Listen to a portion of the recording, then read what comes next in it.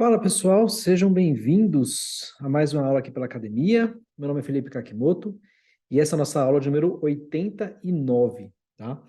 Hoje vamos falar aqui, é uma aula direcionada à fase instrutória do processo, tá? Então vamos conversar aqui sobre a representação das partes na audiência, tá? Algumas questões importantes para a gente tratar aqui, tá? Tanto relacionadas à representação do reclamante, como também em relação à representação do reclamado. Vamos tratar de questões relacionadas a preposto, tá? Atuação do advogado como preposto, inclusive, também.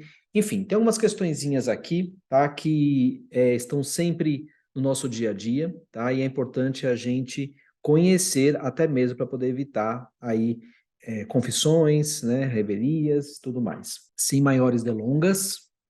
Então vamos lá, gente. Cinco questõezinhas aqui para a gente tratar, tá, sobre a representação do reclamante. Tá? A gente vai falar sobre a representação nas audiências em alguns cenários aqui de ações, tanto ações individuais como ações plurimas, tá? As ações plurimas, elas são ações individuais também, tá? A diferença aqui é que nas ações plurimas nós teremos um litisconsórcio, né? Isso no polo ativo. Então nós vamos ter vários reclamantes. O litisconsórcio facultativo, tá? Mas vamos ter vários reclamantes ali, tá? As ações de trabalhador falecido já também, tá? Quando o reclamante é incapaz e envolvendo o reclamante preso. Como é que acontece, como é que vai acontecer na realização da audiência nesse caso aqui? Bom, vamos lá. Vamos começar pelo que a gente mais trabalha, né, no dia a dia, o que é mais comum para a gente, que são as ações individuais.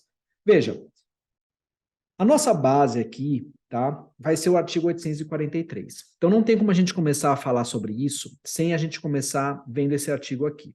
Diz o seguinte, ó, na audiência de julgamento deverão estar presentes o reclamante e o reclamado, independentemente do comparecimento de seus representantes. De novo, independentemente do comparecimento de seus representantes. Então, pouco importa se o advogado vai estar presente ou não. Advogado reclamante ou advogado reclamado, tá? Mas tem que estar presentes reclamante e reclamado. Salvo nos casos de reclamatórias plurimas e ações de cumprimento, quando os empregados poderão fazer-se também representar pelo sindicato de sua categoria. Combinado? Bom, então veja só. A primeira questão aqui que a gente vai abordar é com relação ao comparecimento do reclamante. Veja, o reclamante, ele comparece pessoalmente na audiência, tá? Independentemente da presença do seu advogado. A gente sabe que para nós ainda vigora o ius postulandi, tá? Está previsto no artigo 791 da CLT, está intacto, mesmo depois da reforma trabalhista, tá? Então, em tese, o reclamante, ele pode atuar sozinho, ele poderia iniciar uma ação sozinho, ele pode se manter nesse processo sozinho, impugnando, por exemplo, laudo pericial, participando de audiência, apresentando provas e até mesmo interpondo recurso até um certo momento, ali na instância, ainda na instância ordinária, nosso aqui, né, no âmbito do TRT, não é isso? Então é possível a atuação dele sozinho. Então, o entendimento que se tem aqui, né, um entendimento inicial que a gente poderia ter aqui é o seguinte, olha, o fato de o advogado não estar, o advogado reclamante não estar presente na audiência, isso não vai impedir a realização da audiência, já que ele pode, já que o artigo 843, né, exige apenas a presença do reclamante e do reclamado, e o artigo 362 do CPC, que trata especificamente das hipóteses, né, de adiamento da audiência, ele vai prever, né, lá no inciso 2, vamos a ele aqui, ó, só para a gente contextualizar, 362. Ó, a audiência ela poderá ser adiada, tá, por convenção das partes, né, por atraso injustificado do seu início, por tempo superior a 30 minutos, então é um pouquinho diferente do que acontece na CLT, porque lá o tempo é de 15 minutos. E o inciso 2, ó, se não puder comparecer por motivo justificado, qualquer pessoa que dela deva necessariamente participar.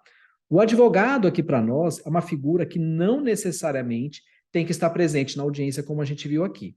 Então, se não necessariamente ele precisa estar na audiência, a audiência pode acontecer sem ele, o reclamante estando presente, né, a audiência prosseguiria normalmente.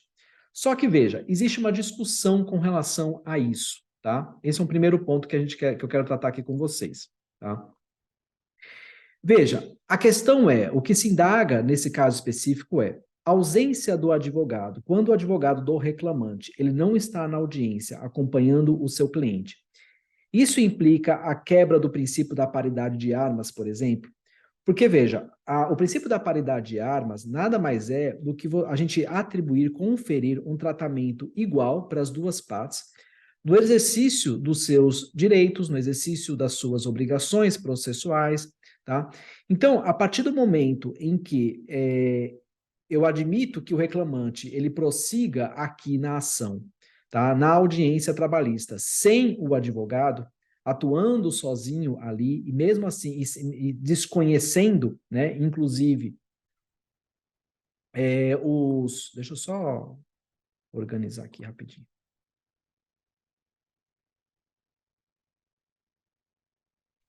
Desconhecendo o trâmite ali, né, sendo leigo, né, será que a gente vai estar atribuindo a ele aí um tratamento igualitário às duas partes? Será que a reclamado, nesse caso, não vai estar em posição de vantagem? Tá? Então, esse é um primeiro questionamento. O segundo, a ausência do advogado nesse caso. Eu admitir que a audiência prossiga sem a presença do advogado. Isso não afronta também o princípio da ampla defesa, já que também o reclamante, desconhecendo ali as questões processuais, né, ele é leigo no assunto, ele não vai conseguir, né, realizar as provas do jeito que conseguiria com o advogado presente. Então, veja, é com base nesses questionamentos, né, com base nessas questões, que a jurisprudência ela tem se posicionado no sentido de não admitir o adiamento da audiência, tá? Quando o reclamante ele comparece sozinho. E quando a ausência do advogado ela está devidamente justificada. Então, veja, apesar de a gente ter o ius postulandi, apesar de o artigo 843 ele prever que ter que estar presente reclamante e reclamado, independentemente de comparecimento de seus representantes, tá? Apesar de o 362 do CPC falar em pessoas que necessariamente precisariam estar na audiência, a jurisprudência ela está indo um pouquinho, né, no sentido contrário, tá? Para beneficiar aqui, para poder evitar um prejuízo maior para a parte, tá? Isso sempre, gente, com muita razoabilidade, tá? É claro que a gente aqui tem que evitar abusos. Então, veja, aqui, a gente vai ver várias jurisprudências hoje aqui, tá? Como é um tema, né, que é uma coisa que é tratada processualmente há bastante tempo, todas essas questões, a gente vai ver algumas jurisprudências até um pouquinho mais antigas, tá? Mas que algumas decisões, né, que um pouquinho mais antigas, mas estão bem contextualizadas, ainda refletem o posicionamento atual, tá? Que eu sempre tento buscar as que estão, as ementas mais bem fundamentadas, tá? Então, veja, esse daqui, ó, da sexta região, diz assim, ó, embora as partes possam comparecer pessoalmente em juízo e acompanhar as suas reclamações até o final, tal regramento não afasta a necessidade de presença do advogado nos atos processuais quando regularmente constituído. Quando amparada por motivo justificado, então tem que haver esse motivo justificado, tá? Vocês têm que apresentar esse motivo. Vai requerer o adiamento da audiência, motivo justificado. A ausência do advogado à audiência de instrução autoriza o adiamento do ato processual nos termos do artigo 362, inciso 2 do CPC, aplicado subsidiariamente ao processo do trabalho, tá? Então, você sabe que não vai conseguir comparecer, o seu cliente está na audiência, a audiência já vai acontecer, tá? De alguma maneira, você deve instruir ele para requerer esse adiamento, entrar em contato com a vara de alguma forma, né? Tem várias que recebem, né? Recebem ligação, recebem e-mails, enfim, tá? Fazer essa comunicação de alguma maneira para que haja o requerimento da audiência, tá bom? E aí depois você comprova nos autos o motivo do não comparecimento, porque tem que ser justificado, tá? É importante isso. Veja, a ocorrência de situação emergencial devidamente justificada e comprovada, capaz de impossibilitar a participação do advogado da parte na audiência de instrução, caracteriza justo motivo para o não comparecimento do patrono ao ato, devendo a audiência ser adiada em obediência aos princípios da razoabilidade, do contraditório e da ampla defesa substanciais condutores da atividade jurisprudencial. Tá? Então, aqui a 12ª região, né, Santa Catarina, também decidindo, né, em favor do adiamento da audiência aqui quando o advogado está ausente. Tá? E, por fim, essa do próprio TST. Tá? Olha só. A recepção do artigo 791, pelo atual texto constitucional, o 791 que fala do ius postulandi, não é isso? e a possibilidade assegurada à parte da justiça do trabalho de estar pessoalmente em juízo postulando sua pretensão e acompanhando suas reclamações até o fim, não retiram a necessidade da presença do advogado quando este for constituído. Nos termos do caput do artigo 844, a obrigatoriedade de comparecimento à audiência para evitar o arquivamento da ação ou a revelia e confissão quanto aos fatos alegados é do reclamante e do reclamado, respectivamente.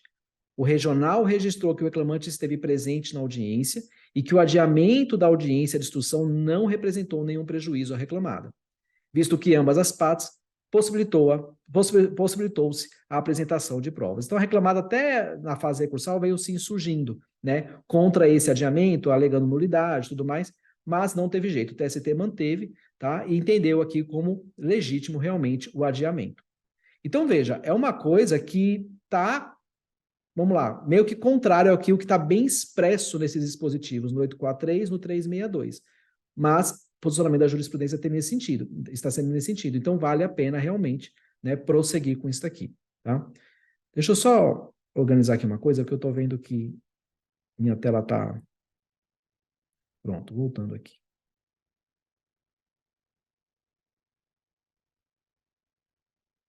Pronto, acho que agora ajeitou. Não sei porque às vezes dá uma desconfigurada aqui, mas vamos lá. Bom, então esse é o segundo ponto, o primeiro ponto, tá? O segundo ponto é o primeiro ponto com relação à ausência do advogado. O segundo ponto, quanto à ausência da própria parte. Ainda no artigo 843, tá? Nós temos o parágrafo 2º. E aí nós vamos tratar aqui, né, da ausência do reclamante nessa audiência. Veja, se por doença ou qualquer outro motivo, né, ponderoso, né, a palavra aqui é ponderoso, devidamente comprovado, não for possível o empregado comparecer pessoalmente, poderá fazer-se representar por outro empregado que pertence à mesma profissão ou pelo seu sindicato, tá? Veja, é um dispositivo já antigo e, assim, é interessante que ele é desconhecido, né? Essa possibilidade, ela é desconhecida por muitos que atuam mesmo na justiça do trabalho, até mesmo servidores, né? Eu me recordo uma vez que uma colega minha, ela até fez uma prova de concurso público e ela estava comentando uma questão de concurso público que caiu essa daí. E essa era a alternativa correta, que falava sobre a representação do reclamante ausente por empregados, né, por colegas de trabalho aqui, né, que pertencem à mesma profissão ou pelo sindicato. E eu me lembro que ela comentou comigo essa questão, ela falou assim, chegou essa questão, eu já vi que era errada de logo. Né? Aí eu falei, ó, não está errada, a questão está correta. Né? Na época também eu estudava já para magistratura, tudo, eu falei, ó, está correta a questão, realmente tem essa previsão na CLT. E aí mostrei para ela, tal, porque não é uma coisa que a gente pratica muito, né, na justiça do trabalho, mas é uma coisa plenamente possível, tá? E que pode salvar aqui, né, um procedimento, né, de repente um arquivamento, tá? E assim, ó, principalmente para arquivamento, tá? Veja, nesse caso aqui, primeira coisa, tá? Veja, o reclamante então aqui, ele vai se fazer representar por outro empregado ou pelo sindicato.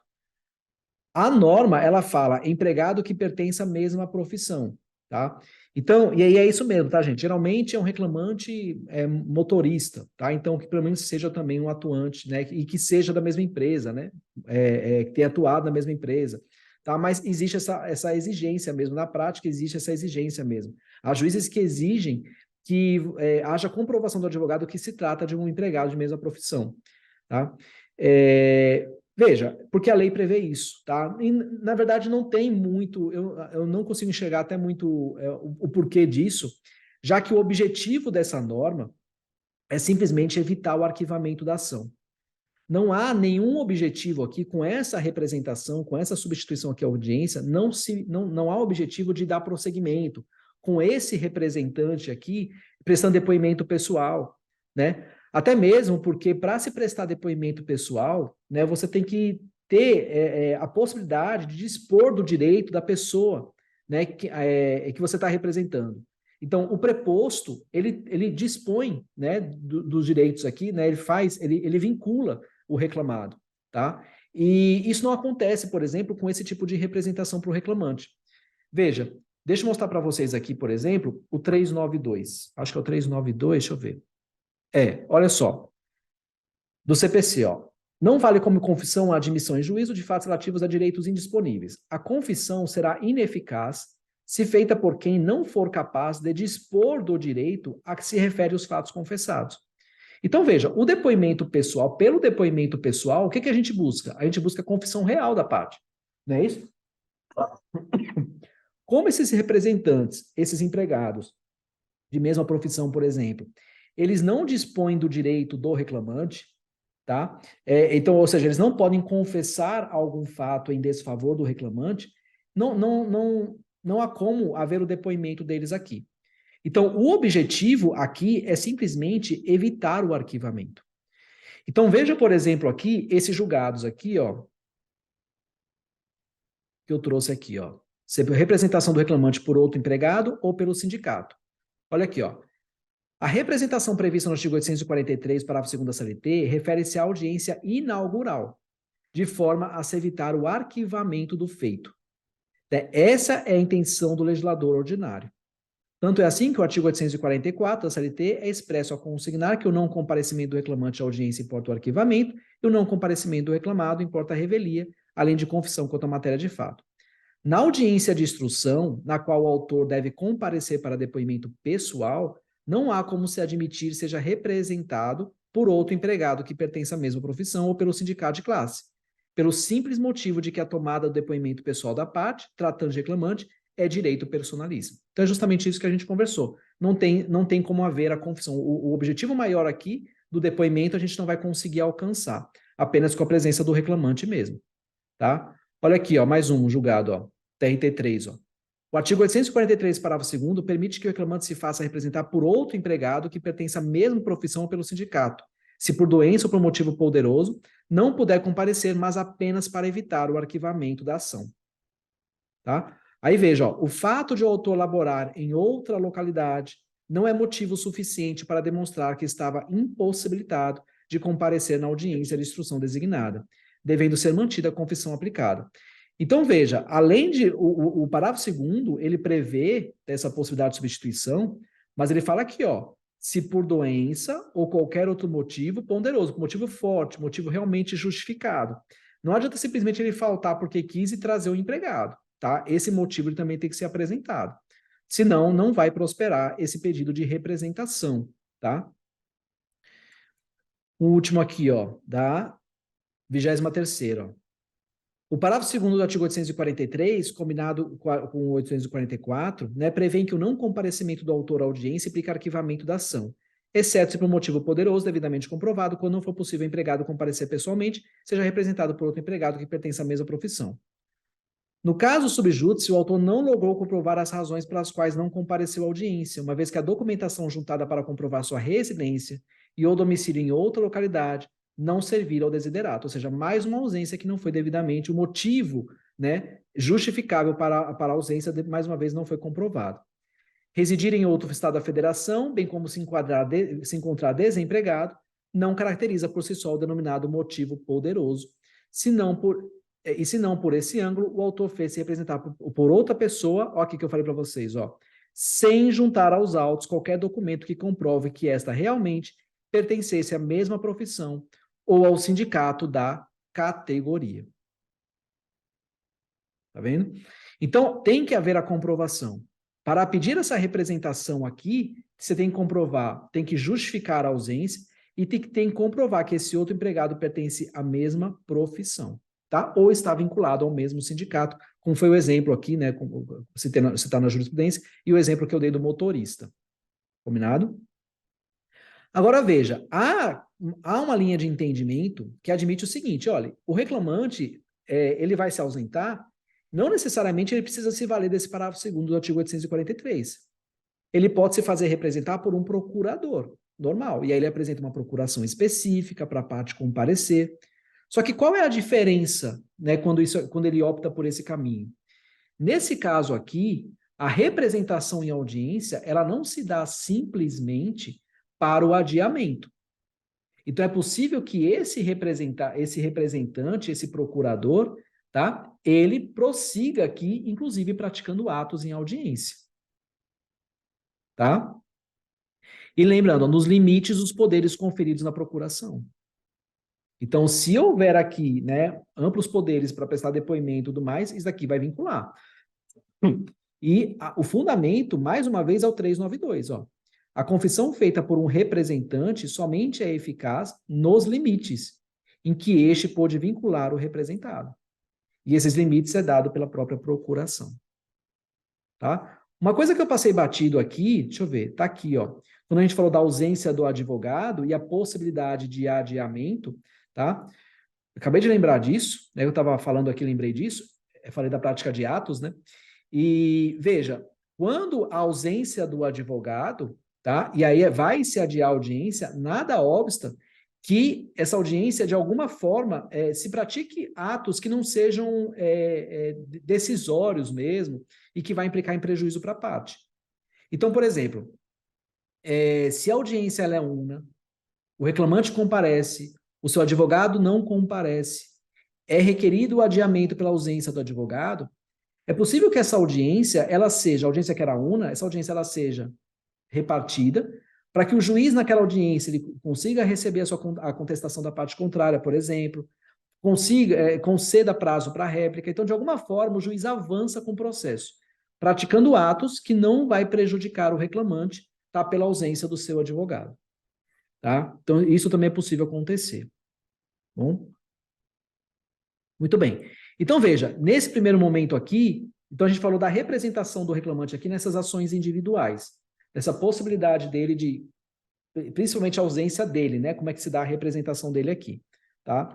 Agora, nas ações plurimas, como eu falei para vocês, as ações plurimas, gente, não é ação coletiva, tá? Ação plurima é uma modalidade de ação individual, onde a gente vai ter um litisconsórcio no polo ativo. Nós vamos ter ali vários reclamantes. Tá? É totalmente diferente de uma ação coletiva. Na ação coletiva, ela é geralmente promovida pelo MPT, tá? Ou pelo sindicato. E aí, nesse caso específico, haverá a atuação desses entes, né? O MPT, o sindicato, ele se dá em substituição, né? Ao empregado. Nada obsta, obviamente, que os substituídos aí, os empregados, nessas ações coletivas, eles atuem. Porque aqui nas ações plurimas, são eles atuando mesmo. Tá? Nas ações coletivas, eles podem até atuar, mas eles vão atuar como assistentes litisconsorciais. Tá bom? Eles podem até prestar depoimento numa ação coletiva também. Enfim, é possível.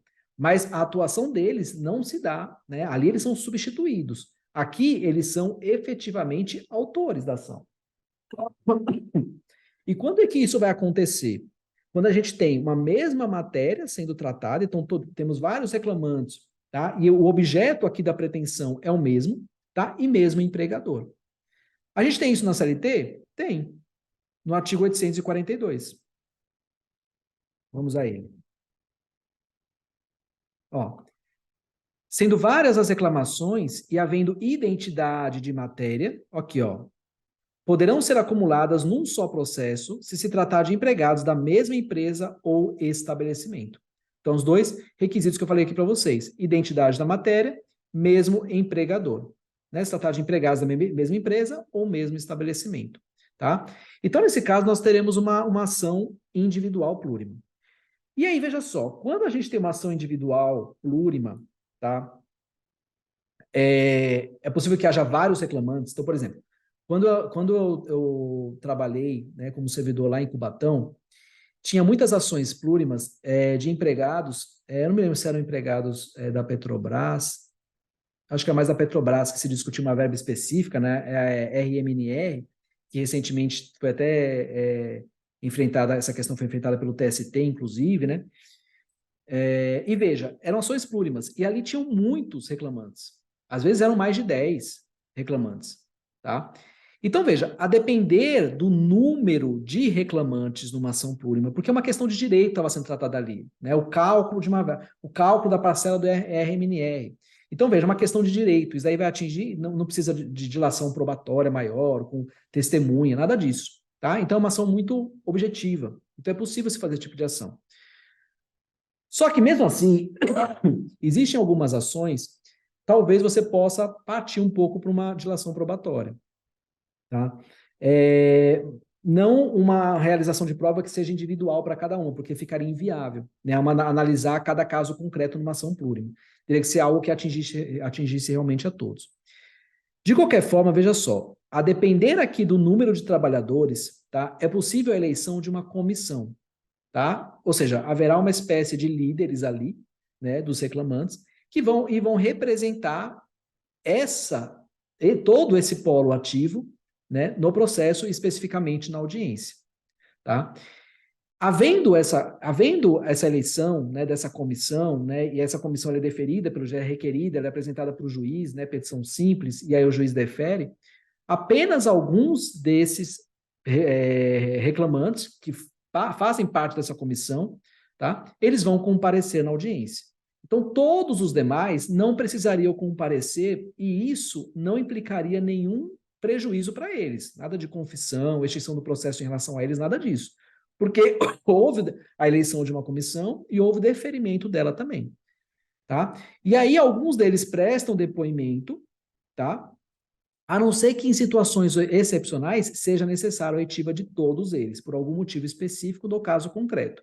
E aí tem que constar, o juiz vai exigir a presença de todos, tá? Mas havendo a eleição dessa comissão, tá? Fica muito mais prático dessa forma e apenas alguns vão prestar esclarecimentos ou alguma coisa nesse sentido. Veja esse julgado aqui, por exemplo, do TST. Olha só, que retrata bem isso aqui, ó. Representação nas ações plurimas. Ó. Esta Corte Superior tem entendido que o não comparecimento de alguns dos reclamantes na audiência inicial da reclamação plurima, por autorização do juízo, não implica o arquivamento dos autos. Haja visto o intuito de simplificar o procedimento sem prejuízo da defesa da reclamada, quando se tratar de matéria unicamente de direito. Unicamente de direito. Tá? Então, é o que eu falei, a representação de todos aqui se dá por essa comissão. Tá? Devidamente autorizada pelo juiz. Agora, em alguns casos específicos, né, dependendo também do caso concreto, eu falei aqui de ações que são bem volumosas, né, de pessoas que integram o polo ativo, a depender da situação, o juiz ele pode determinar o desmembramento dessa ação. Tá? Ainda que seja uma questão de direito, tal, mas vai descambar numa dilação probatória aqui, né, o juiz percebe que vai haver tumulto processual, que vai haver prejuízo, ele precisa ouvir todo mundo, tá? Ele precisa viabilizar até a possibilidade de uma prova testemunhal, porque imagina se todos os reclamantes ele vem numa ação só. Tá? Quais são as testemunhas que você vai trazer? Então, havendo desmembramento também em 2, 3 ações, você tem como ouvir, né, outras pessoas como reclamantes, tá?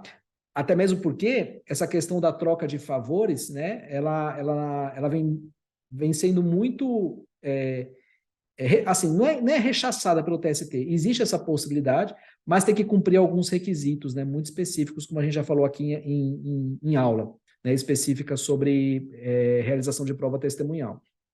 Tá? Então, desmembramento é uma alternativa também para se possibilitar viabilizar testemunhas. Tá? E veja, esse desmembramento ele é decidido pelo próprio juiz, né? Na sua liberdade de condução do processo. Então, veja, eu quero mostrar um julgado para vocês aqui, tá? Mas eu vou já fazer uma ressalva. A gente vai ler o início só para a gente contextualizar o que a gente está falando.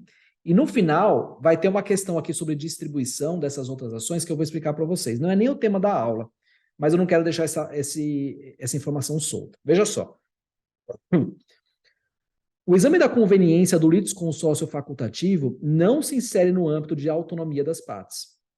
Eis que compete ao juiz, pelo poder de direção do processo, com sua exclusiva discricionariedade, avaliar, como critério de política judiciária, se o litisconsórcio requerido poderá comprometer a rápida solução do litígio ou dificultar a defesa, inclusive em eventual liquidação e execução de sentença. Certo? Desculpa, peraí, gente, eu perdi aqui. Ó. Compete ao juiz pelo poder de direção com a exclusividade, como critério de política, se o litisconsórcio requerido poderá comprometer a rápida solução do litígio ou dificultar a defesa, inclusive em eventual liquidação e execução de sentença. Certo que a rapidez e segurança da entrega da tutela judicial, em todos os sentidos, denota o respeito ao papel do Poder Judiciário. Então, é o juiz, na condução do processo aqui, que ele vai decidir sobre esse desmembramento ou não. Tá? Quando verificada a complicação diante do exame prévio da peça de ingresso, a oportunidade de desmembramento da demanda enquanto meio de afastar as dificuldades criadas pela acumulação subjetiva ao julgamento do mérito, deve ser aproveitada pelas partes no prazo concedido pelo juiz, sob pena de indeferimento da petição inicial. Veja, em algumas situações, o que eu já vi, na prática, eu já vi duas coisas acontecerem. O juiz, ele determina o desmembramento, tá? E ele, de ofício, ele já vai extinguir, aí ele vai considerar os primeiros, ali ele vai fazer uma ordem na ordem que está disposta na própria petição inicial mesmo, os reclamantes, tá? Então, ele desmembra e define ali quem são os reclamantes daquela ação e extingue em relação aos demais, tá? O juiz, ele determinando esse desmembramento, ele pode dizer assim, olha, vamos desmembrar, né? Defina aí o polo ativo quem vai ficar nessa ação e quem vai sair para que haja extinção em relação a essas pessoas. Então, veja, e aí, ó, sob pena de indeferimento da petição inicial. Ou seja, se o juiz está dando essa oportunidade, está falando em desmembramento, está dando a oportunidade para a parte, todo o polo ativo, né, definir quem vai ficar, quem vai sair, e quem sair vai ajuizar outras ações. Se ele não cumpre esse prazo, se ele insiste na manutenção do polo, o juiz ele vai indeferir a petição inicial inteira, o processo inteiro. Tá? Então, o que ele está dizendo aqui, olha, dada esse desmembramento, o juiz concedeu o prazo, aproveite realmente para definir quem vai ficar, quem vai sair, e aí nada obsta que os outros entrem com uma nova ação. Uma ação plurima, né, ou uma ação individual, né, individual mesmo, cada um com a sua ação, tanto faz, tá? Ó, descumprida a emenda determinada exordial e a complementação documental exigida, resulta correta a sentença que extingue o processo sem resolução do mérito. Tá vendo? O indeferimento da ação plurima não obsta aos autores o ajuizamento de ações individuais, as quais deverão ser distribuídas por dependência ao mesmo juízo. Eis que, em relação a cada qual, emergirá, quando de eventual ação própria, repetição de demanda quanto à parte da lide contida na ação plurima anterior. Então, veja, o que esse julgado está falando, e eu quero fazer uma ressalva aqui. Ele está falando o seguinte, olha, se ele não cumpre, haverá extinção do processo sem resolução do mérito, os reclamantes podem ajuizar uma nova ação e vai ajuizar por dependência ao mesmo juízo, por prevenção, tá? Mas veja só, a que se refere essa menção aqui no julgado? Tá? Quando ele fala no 253, se eu não me engano, esse 253, ele tem correspondência com o nosso 286 hoje, do CPC. Ele fala aqui, ó. Deixa eu ver se é isso aqui, ó. Ó. Serão distribuídas por dependência as causas de qualquer natureza, o inciso 2, quando, tendo sido extinto o processo sem resolução do mérito, for reiterado o pedido, ainda que em litisconsórcio com outros autores ou que sejam parcialmente alterados os réus da demanda. Veja só, esse dispositivo aqui, ele está muito relacionado ao princípio do juízo natural. E também está muito relacionado à conduta da parte. O que eu quero dizer com isso? Por que isso acontece, né? De haver a distribuição? O processo foi extinto, aí o reclamante vai lá por ausência, por alguma coisa, alguma irregularidade, e aí ele vai entrar de novo com o mesmo processo e vai para a mesma vara. Para se evitar, né, a escolha do juízo. O que acontecia antigamente? Né, eu advogava, né, e até presenciava isso. Né? Às vezes o reclamante entrava com 2 processos ao mesmo tempo. Né? E aí ia para juízos diferentes. Processo físico, tá? Ia para processos diferentes, ia para juízos diferentes. E aí ele escolhia, um dos dois ele ia deixar arquivar ou ia pedir a desistência. Então, na prática era o seguinte, ele escolhia para que juiz iria processar esse processo e julgar essa ação. Tá? Então, a ideia de extinguiu e renovou a ação, vai para o mesmo juízo, é evitar justamente isso. Então, está relacionado também à conduta da parte. Só que existe, porque não é muito o tema da aula, mas eu quero dar essa, por isso que eu não trouxe julgados e tal, mas veja, se, fazendo uma pesquisa na jurisprudência, vocês vão perceber que há julgados dizendo o seguinte, olha, se nós temos uma ação plurima, ela é desmembrada por iniciativa do juízo, então houve desmembramento, o juiz deu prazo para as partes desmembrarem, definirem quem vai sair, enfim. Veja, não se trata aqui, tá, de uma renovação da ação por iniciativa desses reclamantes. Ou seja, não tem nada a ver com a conduta das partes, mas com uma iniciativa do juiz de desmembramento. Então, não seria hipótese, nesse caso, do 286, inciso 2. Não seria hipótese de, uma vez desmembrada uma ação plurima, né, ficou esses reclamantes. Esses outros aqui vão ajuizar uma nova ação. Não seria o caso de ajuizar essa mesma ação por dependência a essa aqui no mesmo juízo. Há uma linha de entendimento de seguinte, olha, não, essa segunda ação, ela vai ser distribuída livremente, obedecendo o princípio do juiz natural aqui também.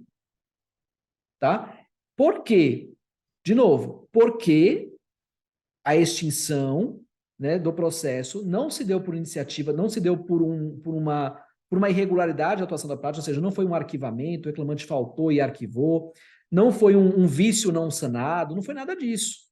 Foi uma iniciativa da parte.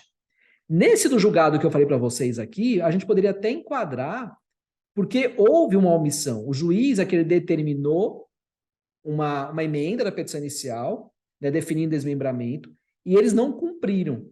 Então, houve uma extinção total da ação.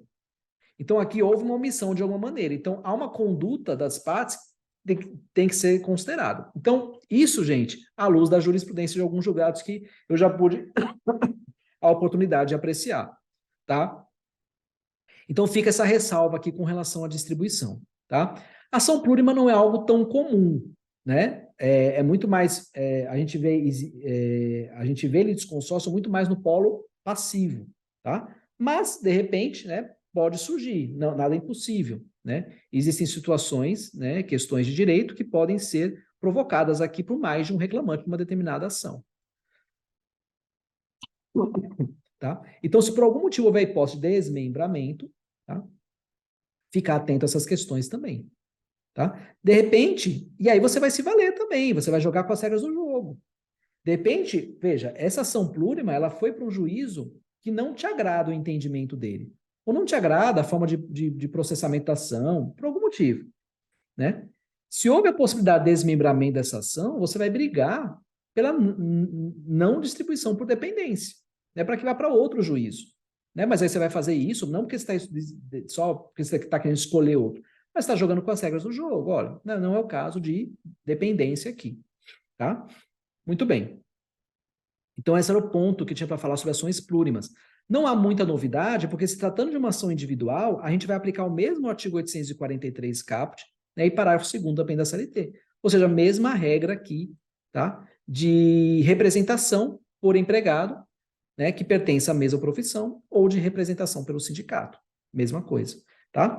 Inclusive, ó, aqui no caput ele fala, ó, salvo nos casos de reclamações plurimas ou ações de cumprimento, quando os empregados poderão fazer-se representar pelo sindicato também, né? Há essa previsão também aqui. Então, o sindicato pode atuar nas ações plurimas, tá? Bom, veja só, ações de trabalhador falecido. A gente tem uma aula aqui na academia, a legitimidade quando o empregado falece, alguma coisa assim. Acho que é a aula 28, tá? Eu andei vendo esses dias aqui, tá? Em que a gente tratou desse assunto muito detalhadamente, tá?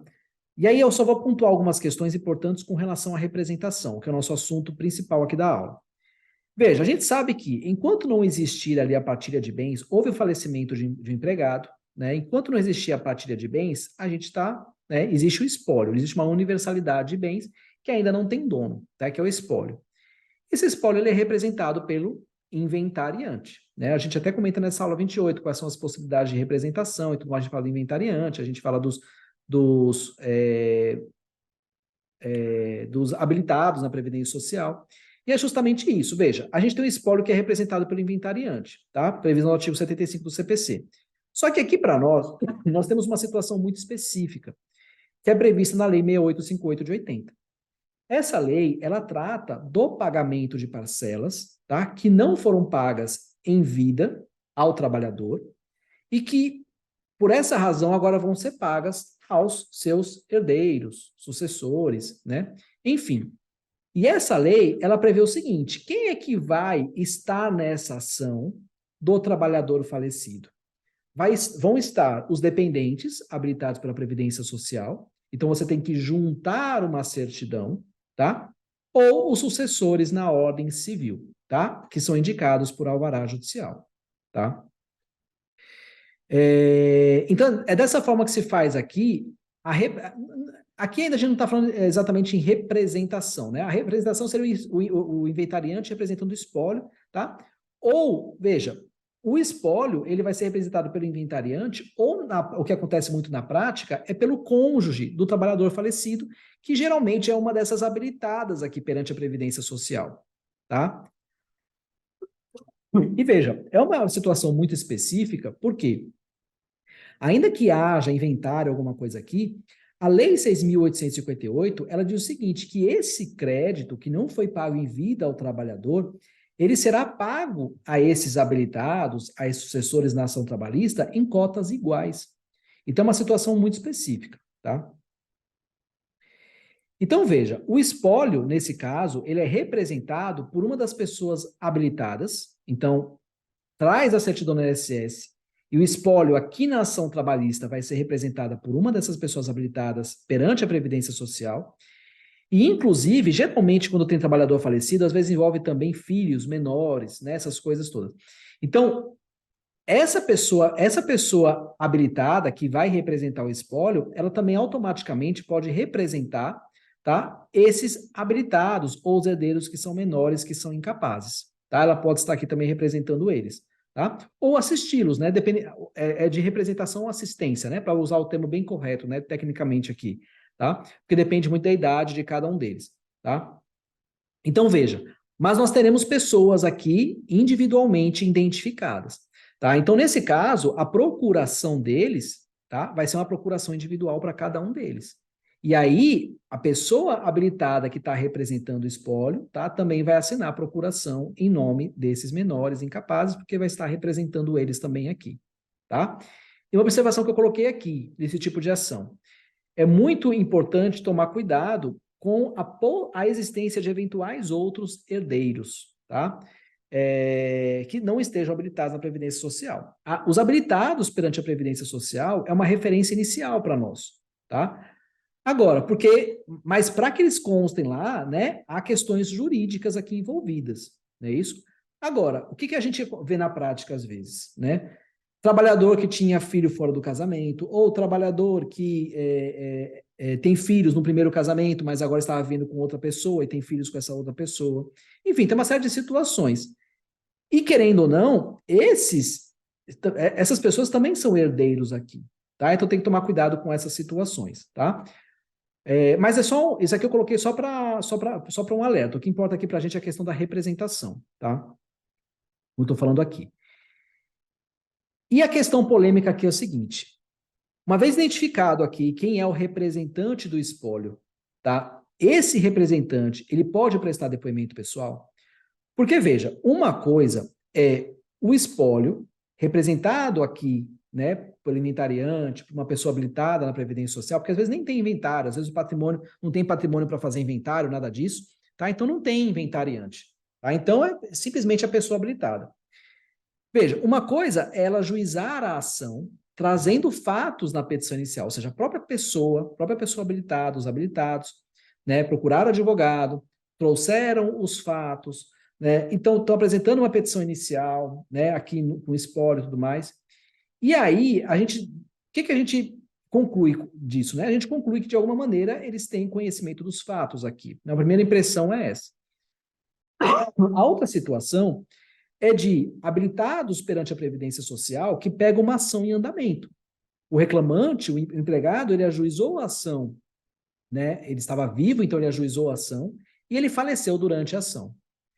Em muitas situações, esses habilitados não têm conhecimento nenhum sobre o contrato de trabalho. Então, situações muito específicas, sei lá, alguma diferença salarial, equiparação salarial, tá? Quem é habilitado perante a Previdência Social está fora, né, dessa relação de trabalho, são apenas parentes, tá? Muitas vezes não tem conhecimento específico ali sobre as relações de trabalho. Então, como exigir dessas pessoas o depoimento pessoal e ainda aplicar pena de confissão, né, se ela disser que não sabe de alguma coisa? Porque haverá situações, haverá coisas que ela realmente não saberá. E a gente já sabe disso previamente. Então, essa é a discussão, tá? E aí nós temos julgados, a jurisprudência, ela tem se posicionado, tá? No sentido de que é válida realmente, é possível exigir o depoimento pessoal. Mas eu quero ler com vocês os julgados para a gente contextualizar o que esses entendimentos. Veja, primeiro aqui, TRT 1, tá? Veja só, é um mandado de segurança, tá? Então, SDI, tá? Do TRT 1. Não se configura ilegal ou abusivo o ato do juízo determinando que a representante do espólio autor preste depoimento pessoal sob pena de confissão. Na medida em que a sucessora processual do reclamante falecido, ao prosseguir com a demanda, deve arcar com as consequências e ônus processuais daí decorrentes. Até porque encontra-se regularmente habilitada para tanto. Então, veja, é um julgado que diz o seguinte, olha, o processo ele já existe, ela pegou o processo em andamento, então ela vai arcar agora com as consequências disso, todos os ônus processuais. Um deles é prestar depoimento pessoal sob pena de confissão. Tá? E é aquilo que eu questiono, né? Aquele questionamento que eu levantei aqui. Né? Até que ponto, né, isso é razoável ou não? Tá? Sabendo que ela vai assumir um processo e que muitas coisas ali ela não vai saber responder. Tá? Mas aqui, esse julgado é no sentido de, realmente, ela tem que depor a pena de confissão.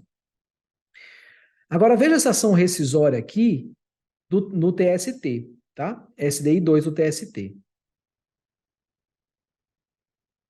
Olha lá. Desconhecimento de fatos relevantes ao deslinde do litígio, por parte da representante do espólio reclamado. Confissão ficta comprovadamente inválida ante a idade avançada e o estado de saúde da viúva na época em que tomado seu depoimento como representante do espólio, tá? Aqui foi levado em consideração algumas questões, né, mais subjetivas, né, objetivas, né, a idade avançada e o estado de saúde. Mas veja que é uma decisão que aqui vai flexibilizar essa questão da confissão, né, como pena aí decorrente aí do dever de depor em juízo, tá? Então, assim, é muita questão de a gente analisar o caso concreto, né, e trazer para o juiz um pouco de razoabilidade no que vai decidir aqui em relação a isso. E é como eu falei para vocês, se a ação ela é ajuizada pelo próprio espólio, traz um detalhamento de informações que a gente percebe que foi trazido pelo representante do espólio, por essas pessoas habilitadas, pelos sucessores, enfim. Existe um nível de conhecimento aqui, a gente pode, de certa forma, exigir isso, tá? Agora, em outras situações, tá, em que a gente percebe que não tem conhecimento nenhum, tá, para mim fica um pouco desproporcional essa pena. A gente poderia até ouvir, interrogar, né? A gente fez uma aula aqui sobre depoimento interrogatório, então o juiz poderia pensar talvez no interrogatório, tá? Para se ouvir alguma coisa, buscar alguma informação. Ou seja, você diminui a força probante, tá, desse depoimento, né? Até mesmo, né? Ou seja, você não considera ele uma força probante de um depoimento pessoal, tá? Em compensação, você não vai dar a pena de confissão, caso ela não saiba de alguma situação, tá? Então, basicamente é isso, tá bom? Então, a representação aqui está pelo espólio, com essa discussão sobre o depoimento em audiência, tá bom? Bom, trabalhador incapaz, tá? Com relação à incapacidade, a gente vai se valer muito aqui do Código Civil, tá? Então, veja, os absolutamente incapazes são os menores de 16 anos, né? E os relativamente incapazes são os maiores de 16, menores de 18, os ébrios habituais, viciados em tóxicos, não podem exprimir à vontade e os pródigos, tá? Basicamente é isso. Veja, qual é a regrinha que a gente vai se valer aqui, que é uma coisa bem simples, tá? Incapacidade absoluta, nós temos a representação, ou seja, alguém, né, o representante legal desse menor vai estar em audiência, e aí se nós temos uma incapacidade absoluta, uma representação, né, do representante legal, um pai, uma mãe, esse menor, né, ele não precisa comparecer na audiência, ele não precisa estar presente, já que ele não vai prestar depoimento também. tá? Agora, incapacidade relativa, hipótese de assistência. O incapaz, nesse caso, ele presta depoimento, tá? Ele vai estar assistido ali, né, pelo pai, pela mãe, por alguém, mas ele tem plena capacidade aqui para prestar depoimento, tá bom? E vai ser ouvido em audiência normal, prestando depoimento normal, tá? Basicamente é isso, não tem muito o que falar. O artigo 793 da CLT, uma coisa que distingue aqui, né, porque o artigo 793 da CLT, ele fala não é aqui, CLT. Ele fala do menor de 18 anos, né? E a representação aqui, tá? Ó, a reclamação trabalhista do menor de 18 anos será feita por seus representantes legais e, na falta deles, pela Procuradoria, pelo sindicato, pelo Ministério Público, ou seja, não faz esse desmembramento aqui como faz o Código Civil, né? Ah, os menores de 16 é absolutamente incapaz, entre 16 e 18 relativamente, tá? Mas é algo que a gente considera aqui sim, tá? Representação e assistência, tá?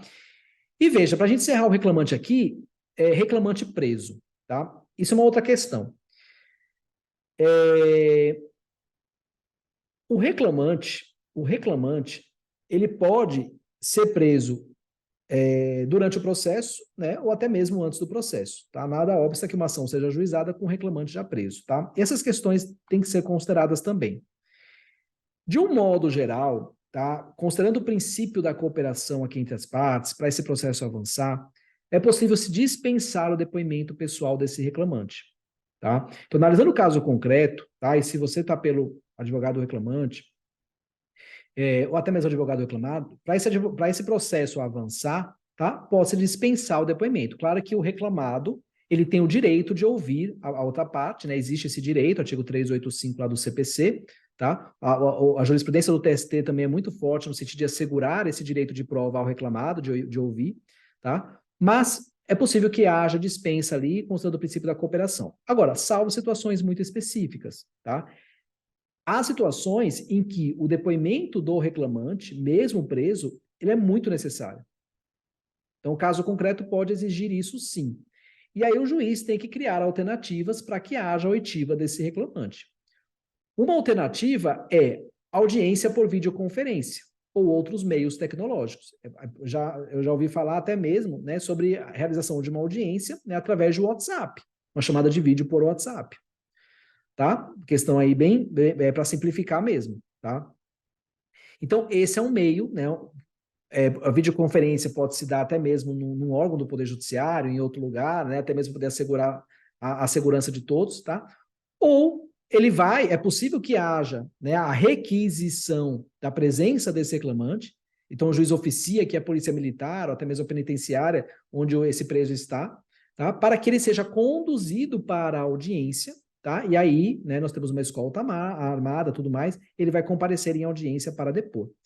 Então, veja, não é o caso muito aqui de representação propriamente dita, né? A gente está tratando de um caso aqui específico, né, de reclamante preso, e como é que se vai dar, né, a produção da prova, né, o prosseguimento da audiência sem ele poder estar presente, tá? Sem poder estar presente, vírgula, né, entre aspas aqui, porque é plenamente possível, só que exige um pouquinho mais de esforço para isso, tá? Existe, existe até uma discussão se esse reclamante deveria vir algemado, se não vai vir, né? E aí nós temos a súmula vinculante número 11 do STF, tá? Que fala que, em regra, não se algema, né? A não ser que haja risco aí de fuga, de alguma resistência, de algum risco de dano à integridade do próprio preso ou de terceiros, enfim, situações muito específicas aí se usa a algema, tá? Mas saiba disso, tá? Que o depoimento pessoal do preso, ele é plenamente possível se valendo de videoconferência, outros meios tecnológicos ou, né, escolta armada mesmo, tá bom? E aqui nós temos dois julgados também, né, que fala disso, ó. Considerando que o depoimento do obreiro que se encontra recluso em estabelecimento prisional é de extrema importância para o deslinde da controvérsia, não há que se falar em aplicação da confissão ficta, nem tampouco em arquivamento, mesmo porque este último apenas seria aplicável no caso de primeira audiência. Logo, deve o juiz ou a CO promover os meios necessários para acolher o depoimento pessoal do reclamante, videoconferência ou escolta armada, proferindo novo julgamento ao final com apreciação dos pedidos correlatos conforme se entender de direito. Tá? Então, aqui, ó, extrema importância para o deslinde da lide. Então, é plenamente possível. Tá? E aqui, veja, ele aplicou até a confissão ficta, né? Mas não é possível, gente. Existe uma impossibilidade de comparecimento mesmo aqui, tá? E olha aqui, ó, a prisão do reclamante ocorrida em data bem anterior à da realização da audiência não caracteriza motivo relevante apto a atrair a aplicação do parágrafo único do 844, porque não representa óbice inesperado ao comparecimento do autor em juízo. Veja aqui esse contexto. Nesse contexto, está se considerando realmente, né, prejudicada que é a realização, houve aplicação da pena aqui, ó, vez que esse tivesse sido oportunamente cientificado a prisão, poderia ter oficiado as autoridades policial e judicial competentes, solicitando-lhes o deslocamento do autor para que pudesse comparecer ao ato processual. Então, ou seja, houve o arquivamento aqui, está sendo mantido, mas por quê? A prisão aconteceu em data bem anterior à da realização e não foi nem comunicada ao juízo. Então, se entendeu que não houve a caracterização de motivo relevante para atrair a aplicação do parágrafo único do 844. Então, aqui ele está tentando afastar a multa, né? Aquela multa do 844. E acho que é o TRT da 18ª, tá? Então, nesse caso aqui, ele está mantendo o arquivamento, porque a parte o advogado, no caso aqui, dormiu no ponto. Deveria ter comunicado isso, não comunicou a tempo, tá? Interessante, né? Porque é uma questão mais específica, considerando um outro contexto. Perfeito? Bom, então isso daqui é o que eu tinha para falar para vocês, tá? Sobre reclamante. Porque situações que acontecem menos, algo que acontece mais, tá? Mas está aqui um pouco, né, de tudo, de situações que realmente podem acontecer, tá? Agora veja, a representação do reclamado. Quanto à representação do reclamado, eu trouxe duas situações, duas questões muito específicas, tá? Que, assim, vira e mexe a gente está tratando disso. Pelo menos eu vejo isso, tá? Na prática.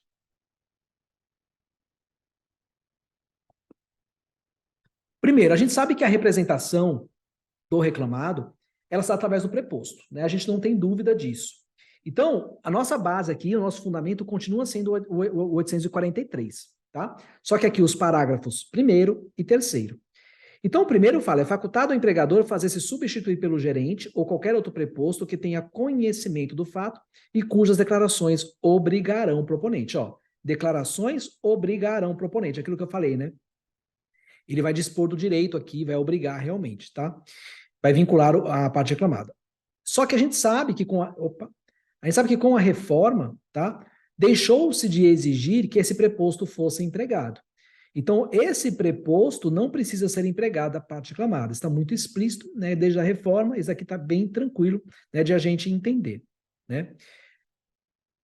Veja, o que eu quero frisar aqui nessa questão da representação do reclamado, tá, nas ações trabalhistas. A primeira coisa, a comprovação da condição de preposto. De um modo geral, o que a gente vê mais, tá? Ali, a parte reclamada, ela vai juntar os atos constitutivos da empresa e vai juntar a carta de preposição. E é recomendável que seja dessa forma mesmo, para poder se evitar qualquer tipo de discussão em relação à regularização da representação processual, tá? Só que, veja, a rigor, certo? Essa comprovação, ela é mesmo exigível. E esse alerta é importante para que você possa afastar, tá, eventuais penalidades por eventualmente não ter juntado a documentação, tá? Por algum motivo esqueceu, tá? Houve um equívoco na hora de juntar no sistema, enfim, não juntou, tá? Então veja, o que diz a nossa jurisprudência? Primeira coisa, a SDI 1 do TST. Veja só. A exigência da carta de preposto. Olha só. Discute-se a aplicação da revelia e pena de confissão quando não há apresentação da carta de preposição no prazo determinado pelo juízo. A única exigência prevista na lei para a consignação da revelia e confissão quanto à matéria de fato é o não comparecimento do reclamado. Desse modo, revela-se impertinente a aplicação dos efeitos previstos no artigo 844, em razão do descumprimento da ordem judicial adjuntada da carta de preposição, sobretudo quando não há impugnação da parte contrária acerca da representação da empresa pelo preposto que assim se apresenta em audiência. No caso, o reclamado ora recorrente esteve presente na audiência inicial, por intermédio do preposto, apresentou contestação e não houve impugnação de sua representação. Então, veja, primeira coisa aqui, antes de mais nada, quando o reclamado ele comparece em audiência, tá? ali com o seu preposto e não traz os documentos, não traz a carta de preposição, não traz os atos constitutivos da empresa, né? Porque os atos constitutivos ele vai demonstrar que aquela pessoa que assinou a carta de preposição era a pessoa habilitada para isso, segundo os atos constitutivos da empresa, tá? Então, quando o juiz percebe esse tipo de irregularidade, ele tem que conceder o prazo para a parte sanar essa irregularidade, conforme o artigo 76 do CPC. Então, tem que dar esse prazo.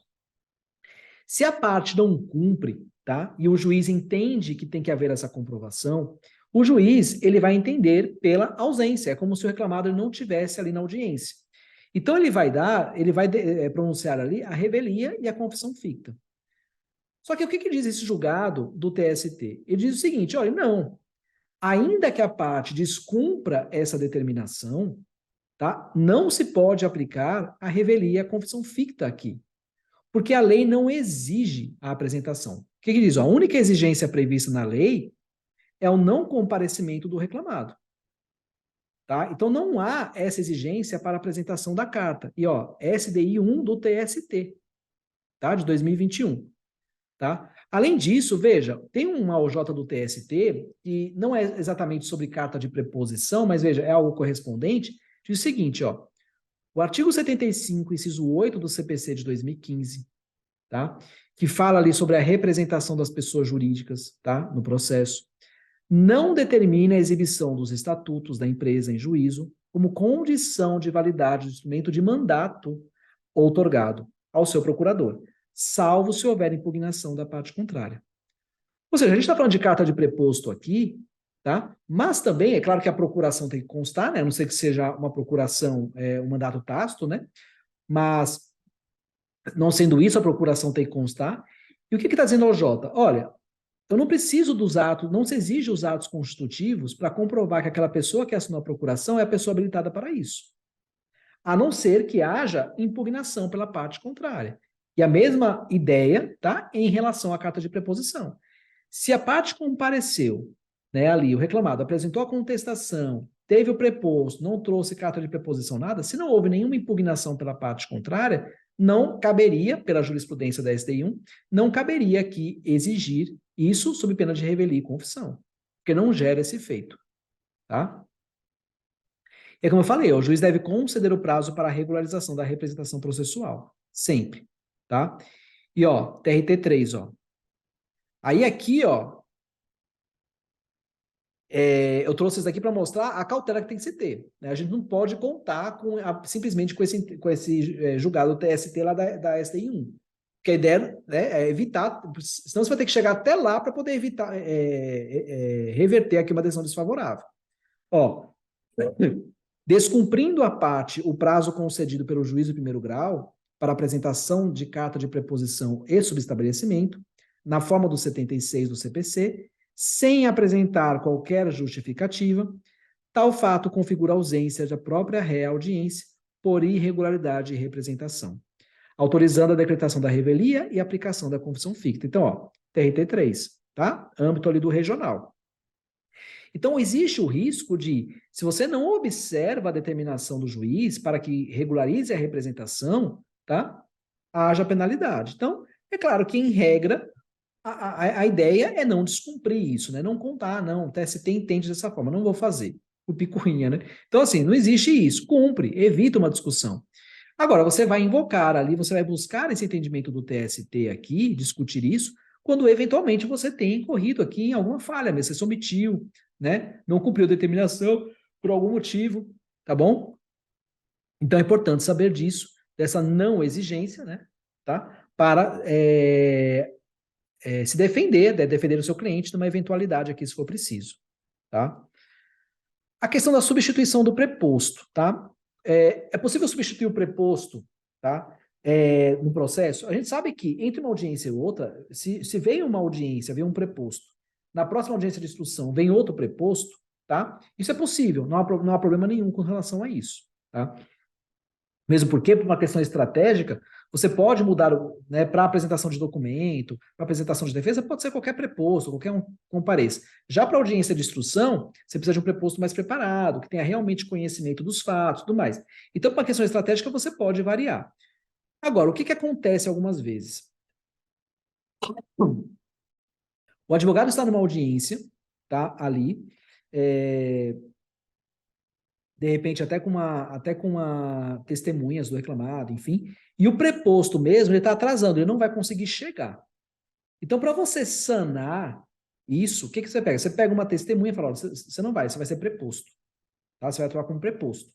E entra com preposto. E aí, de repente, durante a audiência, o preposto mesmo, o oficial, ele chega. Então, nesse momento, a parte quer substituir. Não, não é possível. Ah, mas aquele preposto era melhor, excelência, tem melhor conhecimento dos fatos. Não.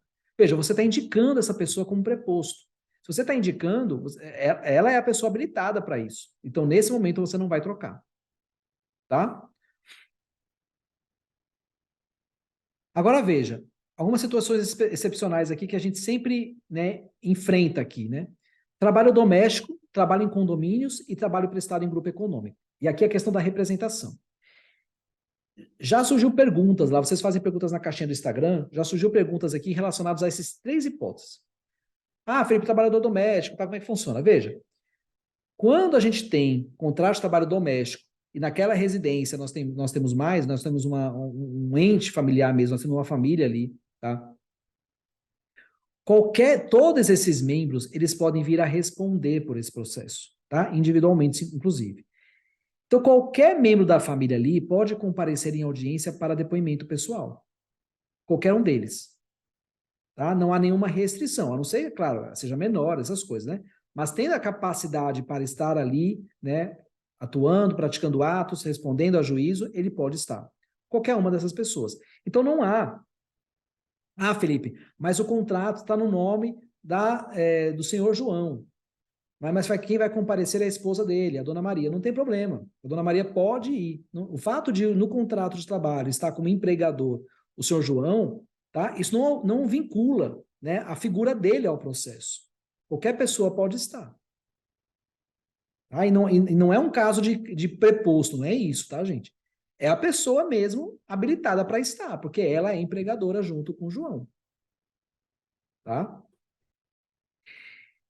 Em condomínios, tá, nós temos as figuras específicas do síndico ou do administrador, e isso está previsto no próprio artigo 75 do CPC também. Tá? Então, não é qualquer morador que vai comparecer. Tá? Os condomínios, eles não têm personalidade jurídica, né? Isso pode até gerar uma confusãozinha, mas ali ou é o síndico ou o administrador do condomínio que vai. Ah, mas ele pode indicar preposto? Nesse caso, sim, pode haver indicação do preposto. Então, a representação do condomínio em juízo pode se dar pelas pessoas oficiais, previstas no 75, ou pode se dar por uma pessoa nomeada por essas pessoas, pelo síndico ou pelo administrador, sem problema nenhum. Tá? E em grupo econômico, é possível que haja um único preposto? Tranquilamente. Tá? Se eu tenho um grupo econômico, mais de uma empresa, cada empresa traz um preposto, é possível. Todas as empresas trazem um, é possível. Qual é o cuidado que você deve ter aqui? O uso de um único preposto, ele pode levar ao entendimento, ele pode fortalecer a tese da formação do grupo. Então, se de repente o reclamante entra com uma ação contra, sei lá, duas empresas, alegando grupo econômico, e elas estão negando, apresentaram contestação separada, estão negando a existência do grupo, aí as duas comparecem com o mesmo preposto. Veja, apenas isso por si só não vai caracterizar o grupo. Mas isso somado a outros indícios pode caracterizar pela atuação conjunta ali. Perfeito? Aí você analisa a condição do preposto em relação às duas empresas e tal. Então, isso pode ser. Então, tem que tomar cuidado. É plenamente possível aqui se utilizar de um único preposto que vai prestar depoimento pessoal em favor dessas duas reclamadas. Mas tem que observar qual é a discussão aqui em relação ao grupo, se isso não vai prejudicar a própria defesa. Tá? Muito bem. E por fim, tá? Questão muito importante aqui é a questão da atuação do advogado como preposto. Que é que até hoje a gente enfrenta isso aqui. Veja.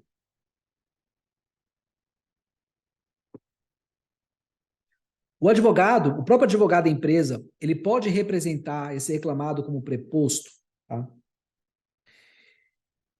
A gente viu que o parágrafo 3º do 843 da CLT, tá? Ele afastou aquela obrigação de que o preposto fosse empregado, tá? Então, em tese, qualquer profissional liberal, que prestar serviços aqui ao reclamado, contador, advogado, enfim, qualquer pessoa, tá? Ela pode ser preposto, ela pode atuar como preposto, tá? Pode até ser uma pessoa que não esteja aí prestando serviço, tá? Mas eu estou utilizando esse exemplo por causa do advogado, a figura do advogado aqui. Então, veja, eles vão atuar como preposto. A discussão é se esse advogado que presta serviço para essa empresa, ele pode ser advogado e preposto ao mesmo tempo. E o que é essa atuação simultânea como advogado e como preposto? Essa atuação simultânea é a atuação como advogado e como preposto no mesmo processo, independentemente da fase em que você vai atuar. Então, de repente, você atuou ali, no primeiro momento, como advogado. Você já atuou como advogado, já praticou atos como advogado. Agora, numa audiência, você quer ir como preposto. Tá? Então, essa é a discussão. Seria possível estar no mesmo processo, ainda que em fases diferentes? Por que isso? Porque, veja, aqui nós vamos ter, atuação simultânea significa atuação como advogado, como preposto em um único processo, ainda que em momentos ou fases distintas. Nós vamos ter 3 teses aqui relacionadas a isso daqui. Vamos em partes. A primeira tese diz o seguinte: é possível que o advogado atue como preposto no mesmo processo, desde que regularmente constituído. Ou seja, o advogado ele pode atuar simultaneamente como advogado e como preposto, desde que ele seja devidamente constituído como advogado e seja constituído como preposto ali naqueles momentos do processo para atuação específica. O que se entende aqui? Se entende o seguinte: olha, a vedação, porque veja, essa vedação da atuação simultânea, ela vem do Código de Ética e Disciplina da OAB. Tá? Uma resolução criada por uma resolução de 2015, né? Aqui teve até uma atualização recente, 2015, tá? Da OAB. Então, veja, é uma resolução da OAB. Sendo uma resolução da OAB, ela não vincularia o Poder Judiciário. Tá? Então, havendo a atuação simultânea, advogado e preposto, isso seria possível, seria legal no âmbito processual, mas isso não evitaria o advogado de se submeter ali a uma sindicância, né, e alguma infração, alguma penalidade, né, administrativa ali por alguma infração ética. Tá? Então, quem defende essa tese é o seguinte: olha, a infração é apenas uma infração ética. Aqui, nós do Poder Judiciário não estamos vinculados a isso. Então, olha esse julgado aqui, por exemplo, da SDI 1, que é de 99, tá? Mas eu andei pesquisando e vi que as turmas também estão seguindo isso ainda, ó. Olha lá. Inexiste norma legal que viabilize o conhecimento de recurso ordinário assinado por advogado que tenha atuado como preposto nos autos. Ou seja, ele foi preposto e agora ele está atuando como advogado, entrando com recurso. Tendo em vista que tanto o artigo 3º do Regulamento Geral do Estatuto da OAB, da Advocacia e da OAB, como o artigo 23 do Código de Ética e Disciplina da OAB, tem pertinência no âmbito ético regulamentado do exercício da advocacia. E seu desrespeito pode gerar apenas consequências próprias do poder regulamentar, de que dispõe o Estado quanto ao exercício da profissão do advogado. Tá? Então, é permitido aqui, segundo a STI 1, tá? É permitida essa atuação simultânea do advogado. E aí seria apenas uma infração ética. Agora, o segundo ponto, segundo entendimento, diz o seguinte: é possível essa atuação simultânea do advogado e preposto no mesmo processo. Desculpa, é possível que o advogado atue com preposto, desde que não simultaneamente. Então, pensa num exemplo aqui, veja só.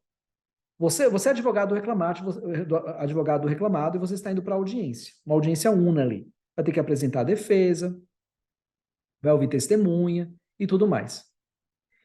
E percebe que o preposto, certo? Ele não compareceu, não vai chegar para essa audiência. Então, o que você faz?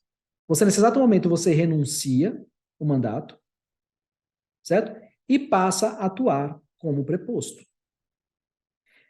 Claro, isso se você já está habilitado no processo, né? Geralmente a habilitação vem antes da audiência. Então você já está habilitado, você já está ali como advogado no processo, então você vai renunciar àquilo e vai passar a atuar como preposto. Vai requerer prazo para juntar de cada preposição e tudo mais. Tá? Então, seria possível nesse caso, porque ele até estava constituído, mas não praticou nenhum ato como advogado nesse processo. Então, ele simplesmente renuncia e inicia a sua atuação no processo como preposto e segue ela. Então, isso aqui seria admitido, porque não é uma atuação simultânea. Tá? E aí você tem fundamento no próprio artigo 23, porque ó, é defesa ou advogado funcionar no mesmo processo simultaneamente, com patrono e preposto empregador ou cliente. Tá? Agora, a terceira tese. Nem mesmo mediante renúncia do mandato seria possível a atuação do advogado como preposto. E aqui, por uma questão de boa-fé objetiva, por uma questão ética. Aqui tem o seguinte: se a atuação simultânea do advogado como preposto é uma infração ética, e nós temos que observar a ética no âmbito processual, então a gente não deve admitir isso. Tá? Esse é um ponto. Então, eu não posso me valer de conduta fraudulenta para isso, porque nesse caso específico aqui, eu estou renunciando para atuar como preposto, existe uma clara intenção aqui de você simplesmente, né, afastar uma situação. Tá? Além disso, tem a exigência do artigo 112, que isso aqui é até refutável, né? Porque o 112 ele fala do prazo de 10 dias, depois da renúncia, que o advogado tem que permanecer ainda, né, defendendo o seu cliente, para evitar qualquer prejuízo. Tá? Mas veja, quando o advogado ele deixa a sua condição de advogado no processo para poder iniciar ali como preposto, ele está simplesmente, justamente querendo afastar um prejuízo para o reclamado. Então, essa exigência do artigo 112, parágrafo 1º aqui, ela não se aplicaria. Tá? Mas, enfim, essa terceira tese, ela está focada aqui na questão ética, na questão da boa-fé. E é um julgado bem interessante. Olha só. Aqui no TRT da 2ª Região, inclusive. É o último que a gente vai ler aqui, ó. Olha só. A questão se resume na possibilidade do então patrono das réis, ao constatar a ausência do preposto das reclamadas, renunciar ao mandato que lhe foi outorgado, para em seguida passar a atuar como preposto na mesma audiência. De plano, ressalto que existe norma disciplinada no artigo 23 do Código de Ética e Disciplina da OAB, no sentido, né, de que, né, é defesa o advogado atuar simultaneamente, né, como a gente já viu. Embora se trate de norma que não vincula o judiciário trabalhista, mas apenas de uma infração ética, entendo que a questão a ser analisada é um pouco mais complexa. A jurisprudência, inclusive do TST, tem se inclinado no sentido da possibilidade de atuação simultânea nas funções de advogado e preposto, ainda que no mesmo processo, desde que regularmente constituído. Ó, regularmente constituído, tá? Aí veja, no caso em tela, entendo que suas nuances não se amoldam perfeitamente a esse entendimento, pois o patrono das réis não estava regularmente constituído como preposto no momento da realização da audiência. Então, olha o que o julgado está dizendo, olha, ainda que a gente admita, tá, a possibilidade dessa acumulação de funções, desde que devidamente constituído para isso, não era essa a hipótese do processo. Ele não estava regularmente constituído como preposto no momento da realização, mas apenas e tão somente na condição de advogado. Diferentemente, seria o desfecho se, no momento da instalação da audiência, o patrono das réis tivesse apresentado de pronto uma carta de preposição, credenciando-o previamente como preposto. Então, ele está até admitindo a possibilidade, né, da atuação aqui simultânea. Mas tem que haver a constituição como tal. Contudo, na hipótese dos autos, a juntada posterior veio apenas a funcionar como um salvo-conduto.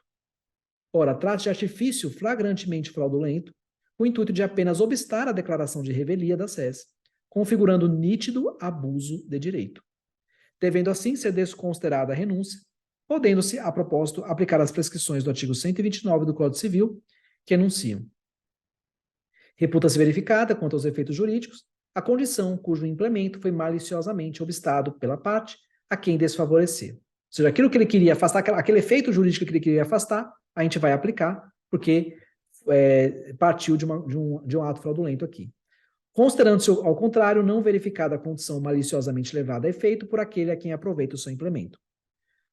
Outro sim, não se deve esquecer da regra seletista do artigo 9º, que enuncia: serão nulos, de pleno direito, os atos praticados com o objetivo de desvirtuar, impedir ou fraudar a aplicação dos preceitos contidos na presente consolidação.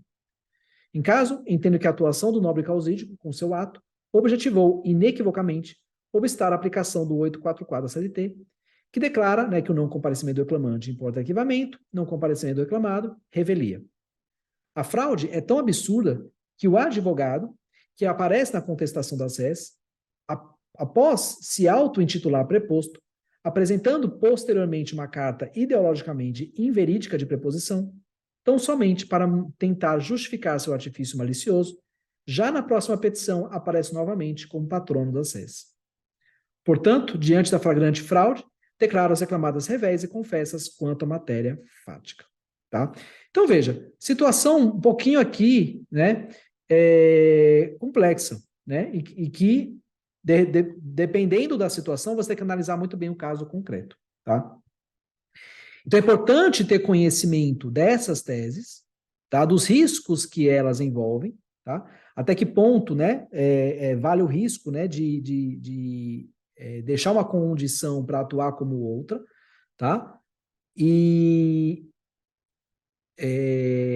aí você vai ter que avaliar os riscos envolvidos aqui, discutir isso, né? Até ver o posicionamento ali no âmbito do regional onde você atua também, no juízo, tudo mais, tá? Mas ter noção dessas três teses para entender os riscos envolvidos aqui.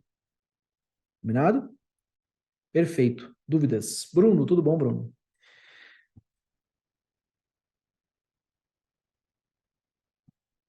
Eu acho que não vai haver dúvidas, não é isso? Perfeito, então. Perfeito.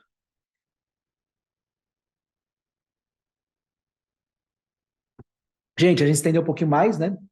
Eu estava esperando realmente que só a parte de representação dos reclamantes já fosse dar mais ou menos a 1 hora que a gente costuma dar, tá? Mas eu queria aproveitar para já falar sobre tudo aqui.